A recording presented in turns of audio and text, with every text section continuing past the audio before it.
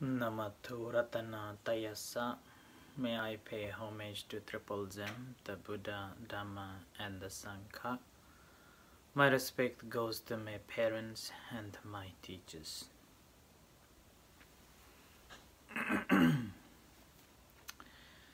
Hello, good evening, everyone. So today is Tuesday, the 1st of December, 2020, and this is Ajahn Sujan from Varapunya Meditation Center, Aberdeen, Scotland. As usual, I'm here with you all tonight. Hello Jun, hello Margaret, Karina, Manish, Yvonne, and everyone, and good evening. And Sarita, I hope that you're all hearing me okay. I was told by one of the listeners that my voice was breaking and not clear, so I hope that you're hearing well. So today is 1st of December, so that means this is our last month of the year, and some of you probably busy sorting out Christmas gifts and things that to be done during the Christmas time. And as you're all aware that this year's Christmas would be very, very different, and will be some certain measurements that you have to follow, and even the gatherings can be offensive and not allowed. And then there is a rumor coming as well that in Aberdeen and Aberdeenshire it will be tier 3, may happen in a few days. So this is another moment of stricter rules that one has to follow. When we talk about the rules, we do not want to have the rules, but it is the requirements that we all have to have some sort of a rules to follow. When we look at the Buddha's teachings, we realize that these rules were not given by any the gods or any external powers, but it is set it up simply for the harmonious living in the community. That's why sometimes I call it like, if someone is practicing in accordance with the sila is normal, but those who have broke the sila, then they are abnormal. And that's basically because once you have broken the silas, then you feel scared and you feel tormented, and you will be always fear of someone may find it out that you have done that wrong. The very moment if you are in accordance with the sila or the precepts and you never broke the rules, then there is no sense of a fear in you, and you would be able to walk with keeping your heads high. One of the benefits of practicing sila or the precepts, the Buddha said that one who is practicing in accordance with or obeying in accordance with the sila or the precepts, he would enter the meetings, any meetings, with a high head, keeping his high head without any fear and troubles, and even living also he would have no problem at all. So that's why I call it, if you want to be normal, then practice in accordance with the sila or the precepts. Nowadays we're talking about the new normals. Actually, these new normals, always the Buddha, when we talk about the Buddha's teachings, is basically we are adapting a new norms of not committing any killings or harming any beings, and not taking anything which is not given, and there is no adultery, not speaking any harsh or untrue, and not taking any intoxicants. So this adapting a new norm is not easy job. You have to have a lot of confidence, and also a lot of faith and motivation to give up. Particularly during this Christmas time, you will be invited for certain parties, although it's not a huge compared to the previous parties. You may have to go and attend the parties with one family or two families with the restriction of all those measures, and then somehow you will be having a glass of wine or a pint of beer, like that, and then you will be thinking that, oh, this is okay, this is norms, right? And in order to practice, and if you can overcome that by saying I can't, and that is something that you have adapted new norms, and that norm would makes you feel safe, and as well as you feel dignified in your own practice of the sila. I remember like 20 years ago, before I come to know about Buddhism, at that time it was just about to celebrate the Varapunya, a celebration of the Buddha's birth, enlightenment, and the passing away day. And somehow I came to contact with Buddhism at that time, and I involved with Buddhism, and in a temple, went into for the preparation of this Vesak celebration. And on the celebration day, I was invited by other members of a community at the temple that we should observe 8 precepts. And at that time, I didn't know what the precepts are and what does it mean by. And one of the girls told me that the 8 precepts is not to take any foods after afternoon.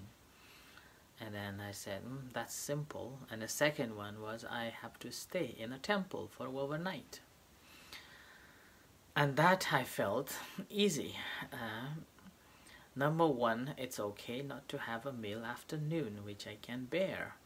And the second one was a little difficult, because in my life, those days, I never stay overnight in any relatives' houses apart from in my own house, and always come back to my own house. But however, on that night, on that day, I observed the 8 precepts and stay over a night in the temple, and that's how I was introduced to the sila, the precepts. And gradually I was drawn into it, and I managed to practice accordingly, and that's how I come across with closer to the Buddhism and the Buddhist practices. And now when we look at the some people may say that we don't want to talk about giving dana, we don't want to talk about practice of a sila, it's a little bit of a hypocritic, and it is a little bit of a too stressful, and then like that. But I would like to practice meditation. And now when we practice meditation, we obviously, if you have been practicing, may have experienced that mind is always wandering, and it's always talking about, or the mind is always engaging about something that you have done and something you haven't done, but you are intending to do it. And then if you've been practicing, you will be able to recognize that whatever you have done before your practice, those activities will come and basically distracts you, and you, as soon as you pay attention to the primary object, your mind simply will drift away to that thought or to that incident or that activity that you were just doing. So it's entirely based on our previous activities, and that's how we will be thinking about it. So our mind is conditioned by our actions. And in particularly, if you notice a little bit more closer, you will realize that anything that is a negative, anything that you have some form of disagreement or dislike, or anything that you have a complaint, then those stories or incidents will come and play during the meditation. During the meditation. And you cannot meditate, you cannot get calmness, you cannot get the stillness of the mind. Mind will simply drift away into those thoughts and unable to bring it back. And that is the reason behind why one has to follow the sila, the precepts. Because practice of precepts is basically restraining our physical action and verbal action. Physical action, in terms of the physical action, we're talking about killing any beings, or stealing anything, or having a sexual misconduct. Basically, you are having an affair outside of the marriage. Then in those cases, basically, you become abnormal. There is a consequences of that. Immediately, you will be facing it. We don't have to wait from somebody else. Obviously, if you have killed, then, like if you have harmed anyone or bullied anybody, then the consequences are there. And if you have stolen something, then again you become abnormal. You always have a fear in your heart that someone may caught you, or someone may recognize that you have taken it. And in the meanwhile, in terms of the adultery or having an affair outside of the marriage, then again you always have this fear of your partner or your wife or husband finds it that you have an affair.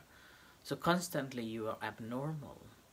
And with this abnormality of your mental state, psychologically you will be affected mentally, and as a result, when you meditate, you will not be able to concentrate.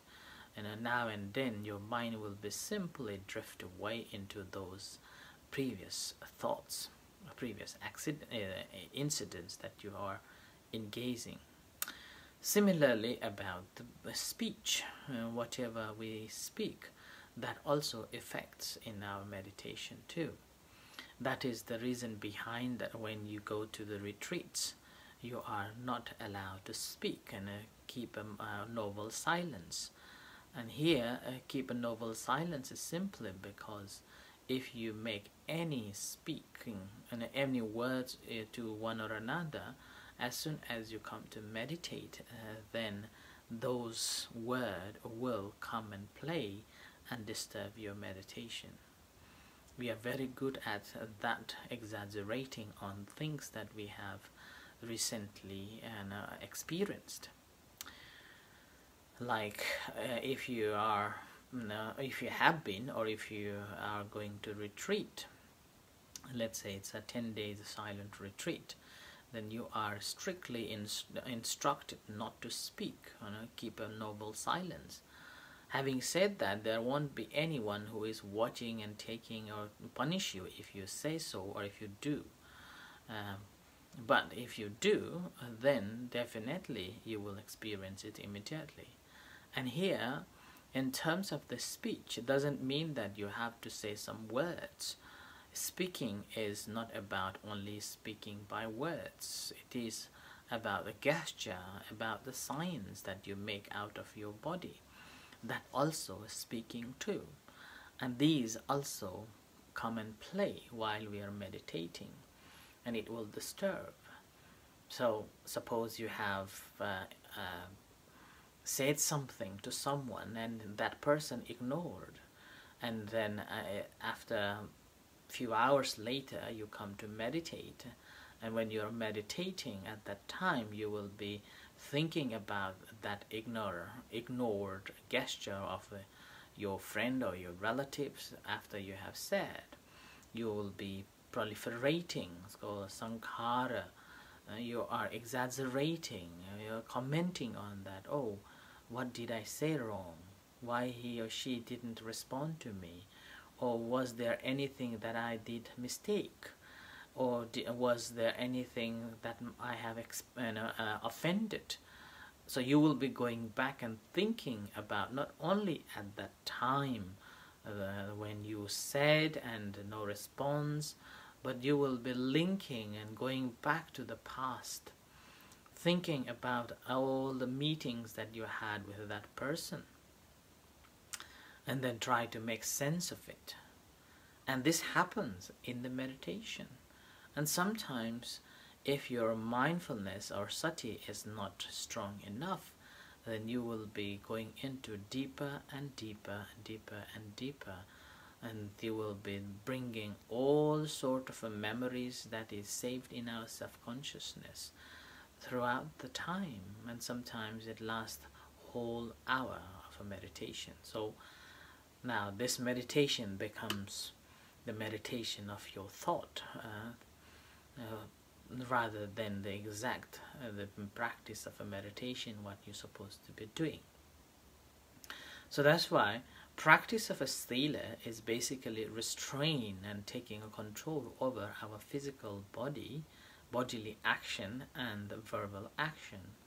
And with this, what happens is that since we are not violating any precepts or any rules, then we become a normal and we have no fear, and we don't have to have any confusion, any doubts at all. We are free. So that's why here freedom is given by our own action, not by somebody external power or so-called the God or the Creator. And this freedom you achieved by your own action that you have performed without violating these rules. And when there is no doubts and no fear, your mind is clear. At that time, there is only one thing that you will be more conscious at that time of a practice of a meditation is about your own body and your own mind. It's the present moment awareness. And this present moment awareness is basically easy to go into the samadhi, the meditation, and you will be able to attain the serenity and calmness without any trouble at all. No troubles at all. So that's why the sila, practice of a sila, is a foundation ground that one has to follow.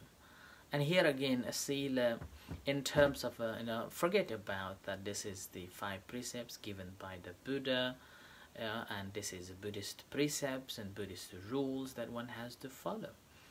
You don't have to think that this is a Buddhist or Buddha's precepts. All you need to think that anything that you do with your physical body and verbal action that does matter, and that brings the effects in your own life.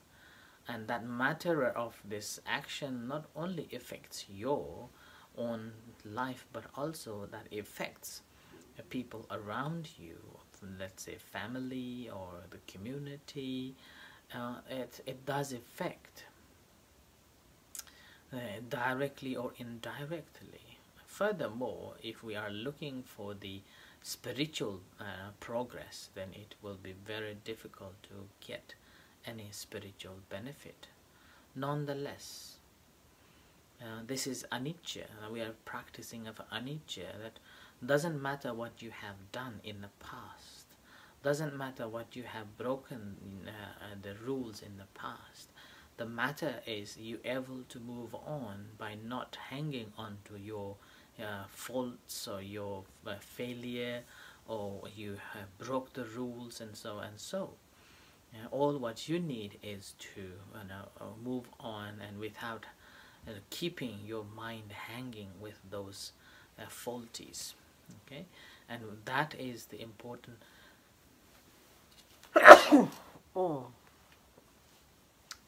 sorry. And that is the important part here as well. Do not keep that guilt in you, and always worrying about what you have done in the past and punishing you again and again and again and again.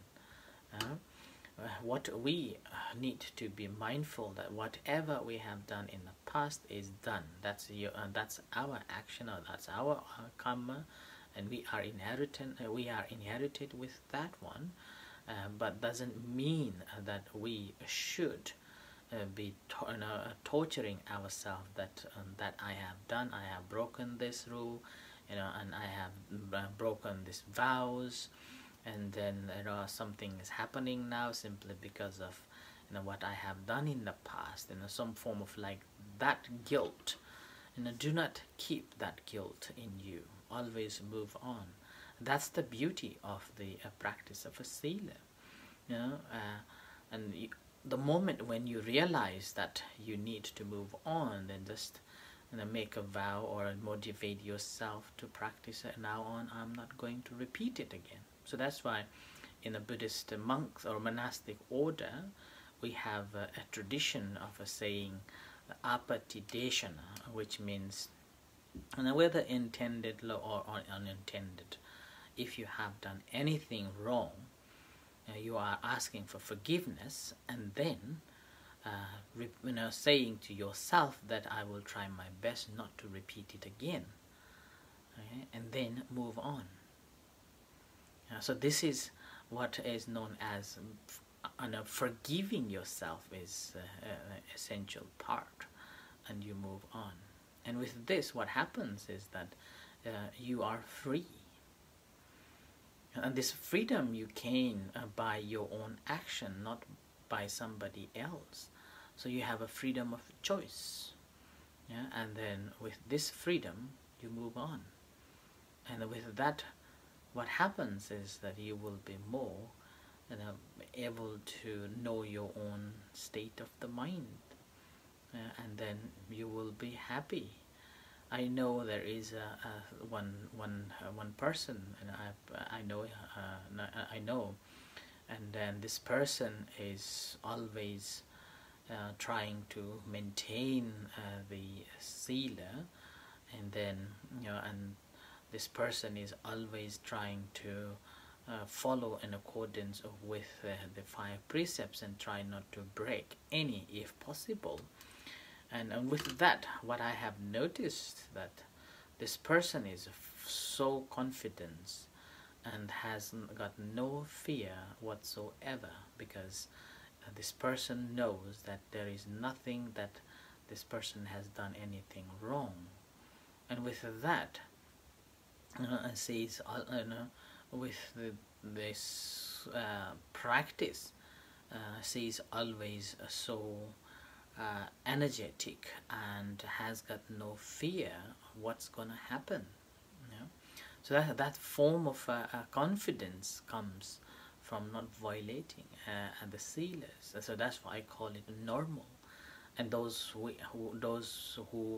break or violate the sila basically become abnormal. There is a sense of a fear. There is a sense of guilt. There is a sense of no freedom. Always, bound by, or not bound. What's called chained. Leg or your body or your mentally you are chained and not able to release yourself, like that. So that's why the practice of a sila, do not take it as a simple task that because of external power or the Buddha lay down it, but in our practice we can see it and experienced it, that how important it is if we really want to get into the progress of the spiritual journey. It's like clearing all the paths, free from all the disturbances and all the obstacles, and then you will be able to walk on that path more, faster. Furthermore, in the 5 precepts, I normally like to think of the last one is the Sura Meraya Majjapamadatthana, which means not taking any intoxicants. Now this precept is difficult to practice in the West, in particularly Scotland, like here in Aberdeen, around the Aberdeenshire, you have so many distilleries. Whiskey, Scotch whiskey is so expensive and so famous. I remember, 2 years ago, I think, I was taking our guests from Thailand to visit. What is the distillery called? Glenfiddich or something. Yeah, and then in their collection there was a one bottle cost over 20,000 pounds, and I thought, wow, what's so mad about this one bottle and 20,000 pounds? And that's if you take this 20,000 pounds and give it to Asia, you can feed for 10 houses for a year, more than 10 houses for a year, and you're spending one bottle for over 20,000 pounds. That's so bad. But again, this is a culture here in Scotland particularly, and I do understand the culture that from in the past it was not safe to drink water from the streams or so any water basically in Scotland, and any brewed or distilled then more safer than the water itself. So and that's how the culture developed, and nowadays you see particularly in Scotland, everybody drinks, and every cities there are more pubs. Every corners of streets there are pubs, so you can go and drink. And compared to like Thailand, Myanmar, or Cambodia, in Sri Lanka, it's completely different. In those countries you will have plenty of temples every corner, so that you can go and get do some merits and a practice of a spiritual journey. Whereas in the West, in Scotland or England, you have plenty of free houses. So that's a pub where you can go and drink. So the Buddha's teachings is to awaken you and be alert. Whereas if you visit these pubs and get more drinks, you become unconscious and you cannot function properly. So that's why the precept number 5 is in a way complete against with the teachings of the Buddha. But again, doesn't mean that Buddha didn't say that you can't drink. You can, but be mindful. So that's why I use rather than do not drink, those who are drinking, drink mindfully, and make sure the mindfulness become more, and then finally you won't drink it. Okay, so again, thank you everyone for this tonight, 1st of December, and let's you all prepare for the Christmas and the New Year. And thank you everyone for listening once again, and take care you all. May the Buddha Dhamma Sangha bless you. In a few moments time we're going to have a evening chanting and guided meditation. You're most welcome to join with us. Until then, good night and see you shortly. Thank you. Sadhu.